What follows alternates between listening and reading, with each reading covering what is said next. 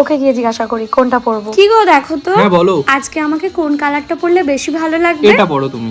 তার মানে আমাকে এই কালারটাতে ভালো লাগবে না বলছো? আরে ওরকম কিছু না, তুমি তো এটা অনেকবার পরেছো তাই বললাম এই কালারটা পরো। না তুমি ওই জন্যই বলেছো, তার মানে এই কালারটা আমাকে ভালো লাগবে না? না ওরকম কিছু বোঝাতে চাইনি, তুমি এই কালারটা অনেকবার পরেছো, এবারে এটা পরো তাহলে বেশি ভালো লাগবে। আমাকে কি দেখতে খারাপ তোমার কাছে? আর আমি সুন্দরী নই, পরবোই না, যাও।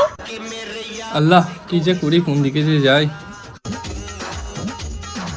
যাই, ওকে গিয়ে জিজ্ঞাসা করি আজকে রান্না করবো নাকি রেস্টুরেন্টে গিয়ে খাবো।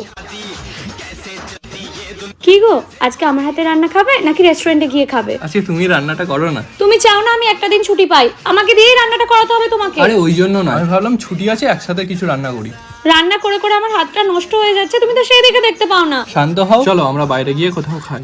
ও তুমি এখন বাইরে রেস্টুরেন্টে গিয়ে খাবে? আমার হাতের রান্না আর তোমার ভালো লাগে না? একবার বলতেই হয়ে গেল, তোমার খেতেই হবে না, যাও। ওহ এখন তো দেখছি কিছু বলাই যাবে না, বললেই রাগ হয়ে যাচ্ছে।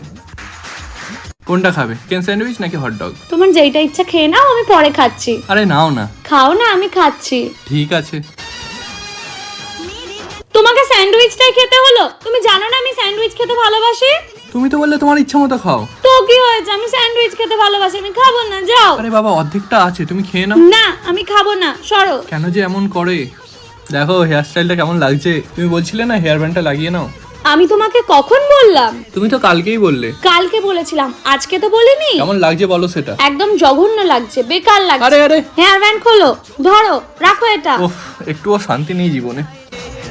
বউয়েদের মন বোঝা খুবই কঠিন, তুমি যাই করো না কেন দিন শেষে দোষ তোমারই। এটাই বিবাহিত জীবন।